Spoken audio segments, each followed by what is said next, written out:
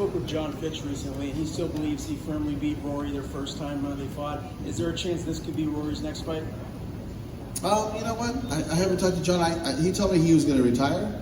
So if he's not retired, we can have a conversation. But he did tell me that Lindsey got the the alternate slot and worked his way into this championship fight and the tournament finals. He was probably going to retire. So when I get back to San Jose, I'll reach out to him. Speaking of retiring, I mean, since we saw Rory tonight kind of have a little bit of a rough night, and there was talk not that long ago that everybody thought, oh, geez, he's hinting at that he might want to retire. Did you ever get that kind of sense from him in the build-up to this, that if things didn't work out, that he might just walk away from it all? I mean, not really. I mean, that's something you might want to ask him. Yeah. But I thought he fought a very smart tactical fight. Douglas Lima is not a guy you want to stand in the pocket and throw down with because he has some heavy arsenal. And I think that Rory was just wanting to move and trying to figure out a way to avoid the big hits and then take him down, right?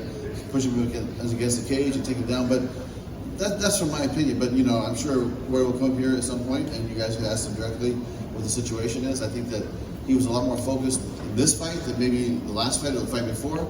And he's been here all week and haven't heard any dialogue about anything other than, he wants to win this bout.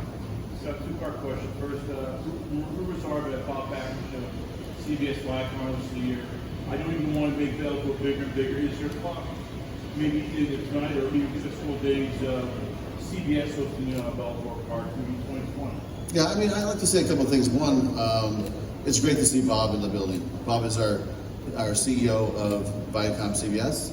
And it's a very, very important role and carries, takes care of a very big company. And so for him to come out and watch the fights, he really had a great time. He enjoyed himself.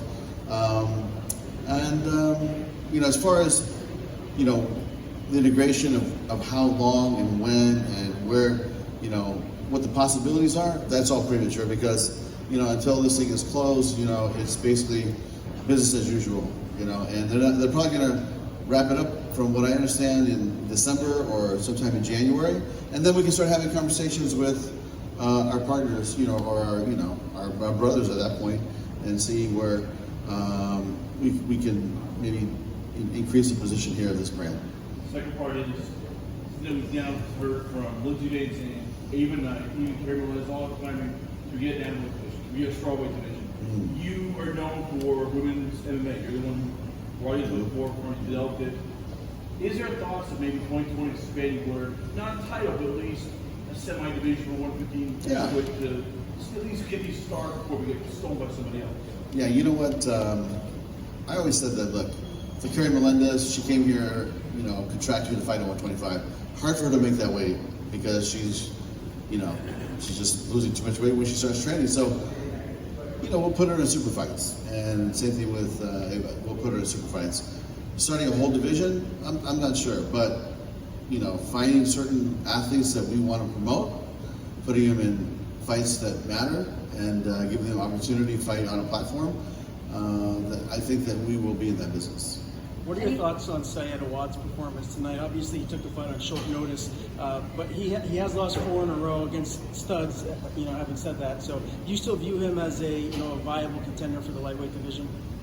I mean, don't look at him as a guy that just got knocked out by Paul Daly, because Paul is a killer. Paul is a dangerous fighter. You guys have seen what Paul Daly can do. I've watched it for so many years, and he's one of my favorite fighters of all time.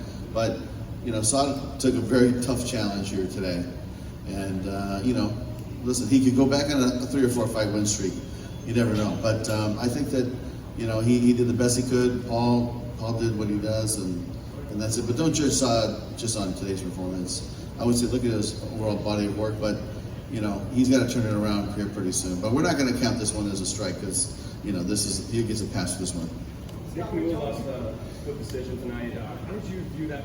Nick Newell lost a split decision tonight on his first fight of his multi-fight deal. How did you view that performance, and where do you think he goes from here? I was just sitting and talking to MVP, watching that fight, and we were both saying, you know what, this guy is a special person, special martial artist. He's somebody that I really had a great time working with, and I look forward to seeing his next fight. I thought the fight was close. It didn't work out, and that's just how this business is, But he'll learn from it, he'll grow from it, and he'll continue on, and we'll get him back as soon as he can, because he's a special martial artist, and I'm gonna support him. Scott, you were talking about talented women before bringing them in. You're known for bringing in talented boxers as well, Kevin Hardy, Adam Middleton. Bruce Shields announced on Twitter today that she's interested in MMA. We'll get to MMA. What do you have to say about that? Yeah, and I'm not sure what weight class she fights in. Maybe you guys can help me out here. But what weight did she fight? In boxing, what is that? 160. Well, then it's another situation where we really don't have a fight for her at 160, because the top of our weight class is 145. So if she wants to come down, maybe we can have her, compete. Or if some of the girls want to go up and fight, then maybe we could fight her. But to me, it's not something that is on our core business, fighting at 160 pounds. But like I said, just like with Carrie, just like with Ava, if it makes sense and we put her in some super fights, let's do it. I'm not ashamed to do. I'm not afraid to do that. Scott, I had 2 days worth of fights. Is there one person who had a performance that you would say stole the whole weekend, or you were most impressed with? I do, and I was just talking about this too, Mike, on the way over here. I said, I think Phil Davis looked unbelievable yesterday. The guy he fought was a killer, and Phil outclassed him, and I think that he did what he had to do to beat this guy. And when that first bell rang and that guy ran across and started throwing heavy bombs, I said, oh, this might be a long night for Phil. Young kid coming in from Sweden, has great experience and intention to hurt. And then Phil just picked him apart and started dismantling this kid systematically, and I thought that he had the best performance of the weekend. Thank you, guys. Thanks.